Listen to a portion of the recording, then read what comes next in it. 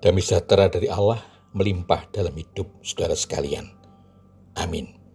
Saudaraku, hati adalah pusat perasaan. Ada hati yang gembira, hati yang takut, hati yang berani, hati yang bertobat, hati yang khawatir, hati yang menderita, hati yang susah, hati yang berduka, hati yang marah. Itu semua kegiatan hati, terutama bersifat emosional. Kalau tidak hati-hati, maka bisa saja hati bisa tidak terkendali dan merugikan diri sendiri, bahkan bisa berdampak bagi kehidupan. Oleh karena itu, apa yang harus kita lakukan agar hati mendatangkan kebaikan? Untuk itu, mari kita menemukan jawabannya dalam renungan Ajaran Hidup kali ini. Sebelumnya, mari kita mohon hikmat dari Tuhan di dalam doa. Bapa di surga, kami menaikkan pujian dan syukur kepadamu atas kasih dan kemurahan-Mu dalam kehidupan kami sampai saat ini. Kami akan menerima firman-Mu, kiranya Roh Kudus menolong dan memampukan kami dapat memahami dan menemukan jawaban pertanyaan kami melalui firman-Mu. Mohon ampun atas segala kesalahan dan dosa kami.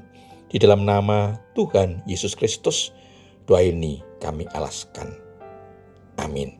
Saudaraku yang dikasihi Tuhan Yesus Kristus, firman Tuhan yang akan kita dengar dan renungkan bersama diambil dari kitab Amsal pasal 4 ayat 23 yang tertulis demikian. Jagalah hatimu dengan segala kewaspadaan, karena dari sanalah terpancar kehidupan. Demikian firman Tuhan. Saudaraku, bagian firman Tuhan tadi diberi tema jagalah hati. Saudara, hati adalah sumber keinginan dan keputusan. Selain hati pusat perasaan, hati juga pusat intelek. Orang benar sadar atau insaf sesuatu dalam hati, berdoa dalam hati, merenungkan dalam hati, menyimpan firman dalam hati, merencanakan sesuatu dalam hati, berpikir dalam hati.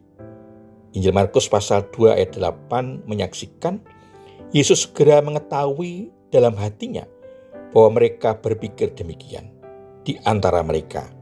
Lalu ia berkata kepada mereka, "Mengapa kamu berpikir begitu dalam hatimu?"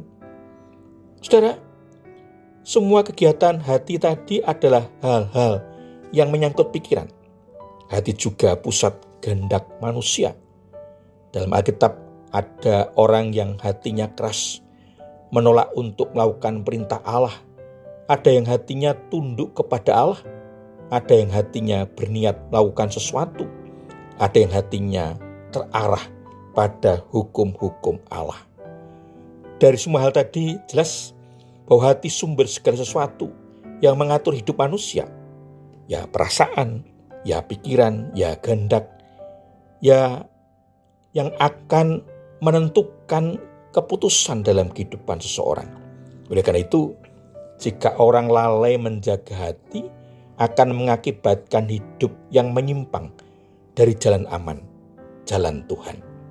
Apa yang harus kita lakukan agar hati tetap terjaga sehingga tidak terbawa arus kehidupan yang menyesatkan?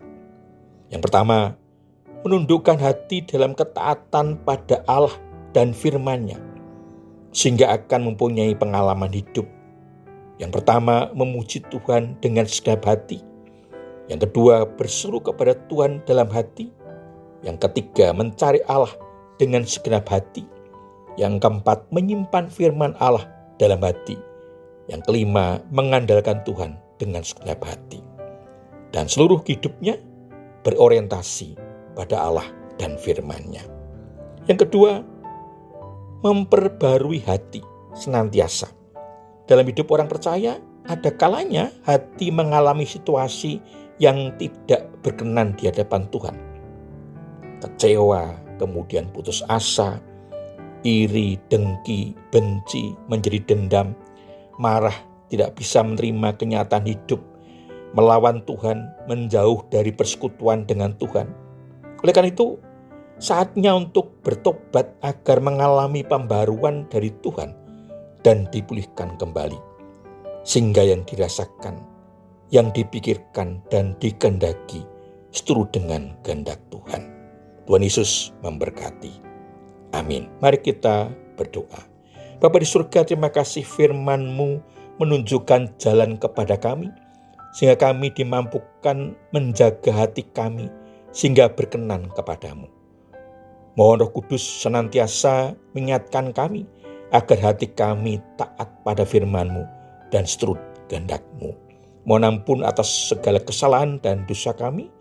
Di dalam Tuhan Yesus Kristus doa ini kami alaskan. Amin. Saudaraku yang dikasihi Tuhan Yesus Kristus, demikian renungan ajaran hidup. Sampai bertemu dalam renungan selanjutnya. Anugerah dan damai sejahtera dari Allah Bapa dan Tuhan Yesus Kristus, pimpinan dan penyertaan Roh Kudus memberkati saudara sekalian. Amin.